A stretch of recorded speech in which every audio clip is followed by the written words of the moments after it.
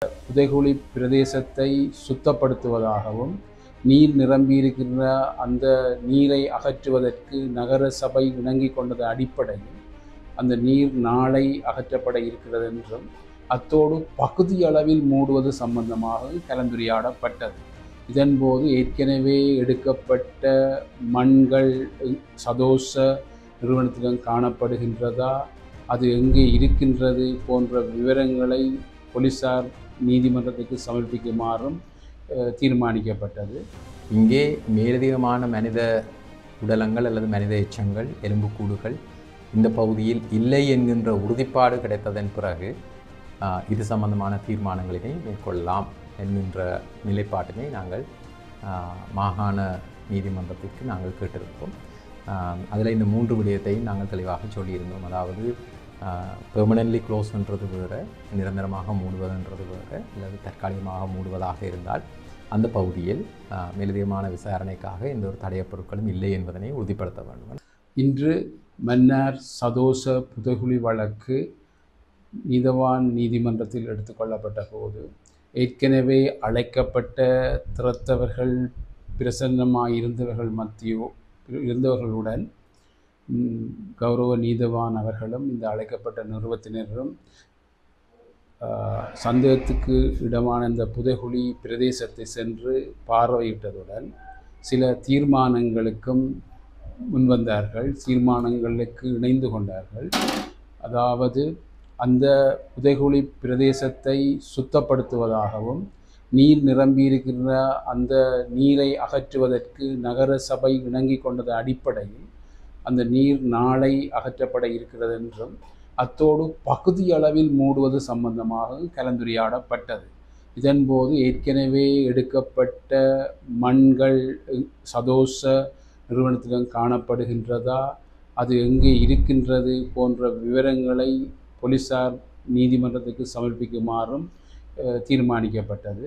இந்த அடிப்படையில் இந்த வழக்கு மீண்டும் வருகின்ற வியாழக்கிழமை 12ஆம் தேதி அழைக்கப்பட இருக்கின்றது. மேலதிக நடவடிக்கைக்காக நான் சட்டத்தரணி ஜெகநாதன் தற்பரன், காணாமல் போனோர் பற்றிய அலுவலகத்தினுடைய நிறைவேற்று பணிப்பாளராகவும் சட்டம் சம்பந்தமான விடயப்பரப்புகளை கவனிக்கின்ற அதிகாரியாகவும் கடமையாற்றுகின்றேன். இன்று மன்னார் மாவட்ட நீதவான் நீதிமன்றத்தில் சதோசா புதைகுழி என்று சொல்லப்படுகின்ற மனித புதைகுழி சம்பந்தமான வழக்கு கவனத்தில் எடுத்துக்கொள்ளப்பட்டது. ஆரம்பத்தில் இதற்கு முன்னதாக இந்த மன்னார் புதைகுழி சம்பந்தமாக நீதவான் நீதிமன்றத்தில் ஒரு தீர்மானம் எடுக்கப்பட்டிருந்தது. இந்த மனித புதைகுழியை நாம் சுகாதார சீர்கேடு மற்றும் தொற்று நோய்கள் பரவுகின்ற காரணத்தினை காட்டி அதன் காரணமாக நாங்கள் மூட வேண்டிய ஒரு துருப்பாக்கிய சூழ்நிலைக்கு தள்ளப்பட்டுள்ளதாக ஒரு தீர்மானம் ஒன்று நிறைவேற்றப்பட்டிருந்தது. அதற்கு மனுதாரர்கள் சார்பாக காணாமல் போனோர் பற்றிய அலுவலகம் சார்பாக நாங்கள் அந்த விடயப்பரப்புக்கு சட்டமா அதிபர் திணைக்களத்துடன் இணைந்து பிரதிவாதியாக குறிப்பிட்டு ஒரு மனு மாகாண மேல் நீதிமன்றத்தில் தாக்கல் செய்யப்பட்டிருந்தது குடும்பங்கள் சார்பாக.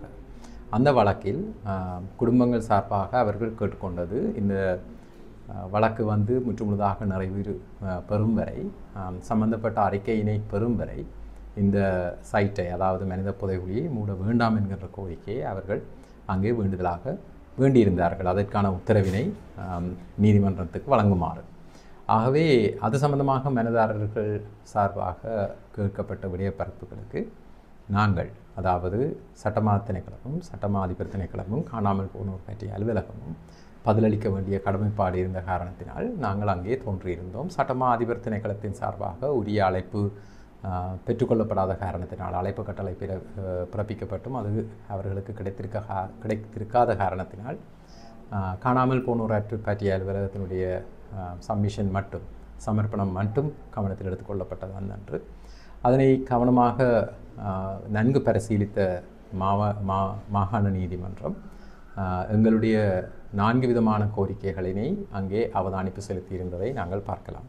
முதலாவது விடயப்பரப்பாக காணாமல் போனோர் பற்றிய அலுவலகம் தெளிவாக சொல்லியிருந்த விடயம் என்னென்னு சொன்னால், அதாவது இந்த மனித புதைகுழியை நிரந்தரமாக மூடுவது, அந்த விடயப்பொருள் சம்பந்தமான முற்றுமுழுதான விசாரணைகளை முடிவுறுத்ததன் பிறகு இந்த மனித புதைகுழியை மூடுவது என்றது ஒரு விடயம், அல்லது தற்காலிகமாக சுகாதார நலன்களினை கருத்தில் கொண்டோ அல்லது சுகாதார முறை பாடுகளினை கவனத்தில் கொண்டு அதனை சுத்தமாக வைத்திருப்பது என்றது இரண்டாவது விடயம், அல்லது தற்காலிகமாகவோ அல்லது பகுதி அளவிலேயோ மூடுவது என்பது மூன்றாவது விடயம்.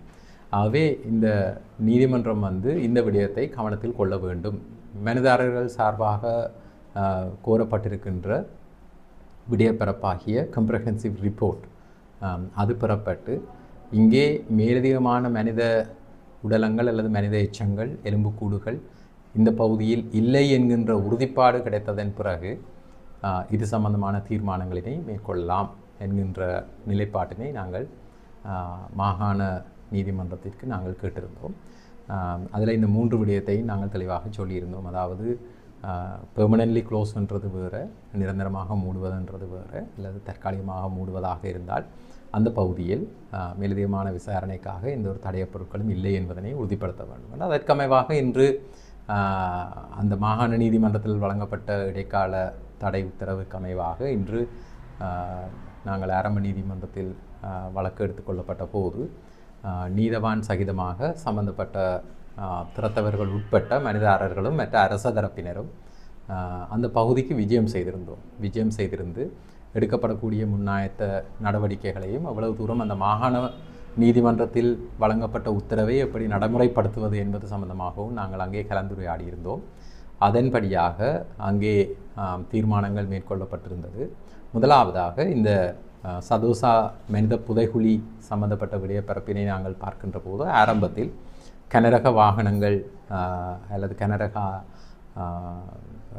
பெக்கோண்டு சொல்லப்படுகின்ற இயந்திரங்கள் பாவித்து மண் அகழ்வு பணிகள் இடம்பெற்ற காரணத்தினால் அங்கே உரிய சான்றாதார பொருட்கள் மண்ணுடன் கலந்து எடுக்கப்பட்டு இருக்கின்ற நிலைமையை பார்த்திருந்தோம். அந்த மண் ஏற்கனவே ஒரு பகுதியில் சேமிக்கப்பட்டு பாதுகாப்பாக வைத்திருக்கப்பட்டுள்ளதாக அறிக்கையில் குறிப்பிடப்பட்டிருக்கின்றது. ஆகவே அந்த பகுதி முதலாவது பகுதி. அதற்கு பிறகு மேலதிகமான மனித எச்சங்கள் மனித புதைகுழி காணப்படுகின்ற பகுதி சற்று அகலமாக்கப்பட்டது.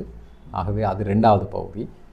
அதை விடவும் பிட் டெஸ்டிங் என்று சொல்லப்படுகின்ற ஆங்காங்கு மனித எலும்புக்கூடுகள் அல்லது மனித எச்சங்கள் இருக்கின்றதா என்பதனை பரிசீலனைக்கு எடுத்துக்கொள்ளப்பட்டு உரிய நிபுணர்களினால் அறிக்கை வழங்கப்பட்டிருக்கின்றது. ஆகவே இந்த மூன்று பகுதிகளில் முதலாவது பகுதி ஏற்கனவே மண் அகலப்பட்டிருக்கின்ற காரணத்தினால் அங்கே மேலதிகமான சான்று பொருட்கள் இல்லை என்று உறுதிப்பாடு கிடைக்குமாக இருந்தால் நிபுணர்களிடமிருந்து அந்த பகுதி மூடப்படலாம். இரண்டாவது பகுதி ஏற்கனவே அகழ்வாராய்ச்சி நடந்து கொண்டிருக்கின்ற பகுதி. அது நிச்சயமாக மேலதிகமான அகழ்வு பணிகளின் பின்புதான் மூடப்படலாம். மூன்றாவது பகுதி என்று சொல்லப்படுகின்ற இதனை அண்மித்த பகுதியில் வேறு ஏதாவது தடயப் பொருட்கள் இருக்கின்றனவா? பேராசிரியர் ராஜ் சோமதேவ மற்றும் ராஜபக்ஷ அவர்களுடைய நிபுணத்துவ அறிக்கை கிடைத்ததன் பின்பு அங்கு வேறு ஏதேனும் ஆதாரங்கள் இல்லை என்று சொல்லி சொன்னால் அந்த பகுதியை நாங்கள் கைவிடலாம் என்கின்ற தீர்மானங்கள் இன்று மேற்கொள்ளப்பட்டது. அதிலேயும் ராஜபக்ஷ ஜேஎம்ஓ தெளிவாக சொல்லியிருந்தார். வைத்தியர் தான் ஏற்கனவே ராஜ் சோமதேவ சாரோட தொடர்பு கொண்ட போது இந்த தொல்லியல் சார்பான நியமங்கள் இந்த புதைகுழியுடன் பின்பற்றப்படுவதாக, அந்த நியமங்களுக்கு அமைவாகத்தான் இந்த புதைகுழி தொடர்ச்சியாக பின்பற்றப்படுவதாக, ஆகவே இந்த தேங்கி நிற்கின்ற நீரை வெளியேற்றுவதற்கோ அல்லது அந்த பகுதியை சுத்தம் செய்வதனாலோ அங்கே இருக்கின்ற தடயப் பொருட்களுக்கு எந்த ஒரு பாதிப்பும் இல்லை, பாதிப்பும் நடக்காது என்கின்ற உத்தரவாதத்தின் அடிப்படையில் நகராட்சி மன்றத்திற்கும் உள்ளூர் அதிகாரிகளுக்கும் உத்தரவு வழங்கப்பட்டது அந்த பகுதியை சுத்தமாக்கும்படி. இதனைத் தொடர்ந்து வருகின்ற வியாழக்கிழமை ஒரு கிழமை தவணையில் மீண்டும் இந்த அரச தரப்பு கூடி இந்த பொறுப்பு வாய்ந்த உத்தியோகத்தர்களும் அலுவலர்களும் கூடி அடுத்த கட்டம் சம்பந்தமான அடுத்த நகர்வு சம்பந்தமாக முடிவெடுப்பதென்று இன்று தீர்மானிக்கப்பட்டது. ஆகவே மாகாண மட்டத்தில் மீளாய்வு மனு செய்யப்பட்டு மேற்கொள்ளப்பட்ட தீர்மானம் எப்படி நடைமுறைப்படுத்துவது என்பது சம்பந்தமான விடயப்பரப்புகள் குறிப்பாக இன்று கலந்து முடிவெடுக்கப்பட்டது. இதில் ஓஎம்பின்ற ஸ்டாண்ட், அதாவது காணாமல் போனோர் பற்றிய அலுவலகத்தினுடைய நியமங்களும் அப்படியாகத்தான் இருக்கின்றது. வெளிப்படைத்தன்மையாக இந்த விடயப்பரப்பு கையாளப்பட வேண்டும். ஒரு தரத்தவர்கள் மட்டும் இதில் உள்வாங்கப்பட்டு முடிவெடுக்கின்ற விடயப்பரப்பு அல்ல. ஆகவே இந்த முடிவுகளில் எல்லோரும் இணைந்து பணியாற்ற வேண்டும், எல்லோருக்கும் தெரிந்திருக்க வேண்டும். இந்த சைட் ப்ரொடெக்ஷன் என்று சொல்லப்படுகின்ற அந்த மனித புதைகுழி சம்பந்தமான பாதுகாப்பு அல்லது அந்த பகுதியை பாதுகாத்தல் என்றது முக்கியம். அதிலேயும் மூடுவது என்று சொல்லி சொன்னால் அதற்குரிய நியமங்கள் பின்பற்றப்பட வேண்டும், அதற்குரிய நடவடிமுறைகள் பின்பற்றப்பட வேண்டும். உங்களுக்கு தெரியும், இது மனித புதைகுழி வந்து சதோசா வந்து அதாவது தமிழ் பகுதி வடக்கு கிழக்கண்டு வரையில் முதலாவது மனித புதைகுழியாக இனங்காணப்பட்டது 2018 காலப்பகுதிகளில். காணாமல் போனவர்களுக்கும் இந்த மனித புதைகுழிக்கும் தொடர்பு இருக்கலாம் என்று இன்னமும் நம்பப்படுகின்றது. அந்த நம்பிக்கையின் அடிப்படையில் காணாமல் போனவர்களும் மனு தாக்கல் செய்திருந்தார்கள். ஆனால் இதற்கு முன்னராகவும் எங்களுக்கு தெரியும், வடக்கு கிழக்கில் செம்மணி புதைகுழி உட்பட அதில் பிரபலமான வழக்கு இருந்தது. மனித புதைகுழி சம்பந்தமாக ஆயுத மோதல்கள் சம்பந்தமான வழக்குகள் நிறையவே இருக்கின்றது.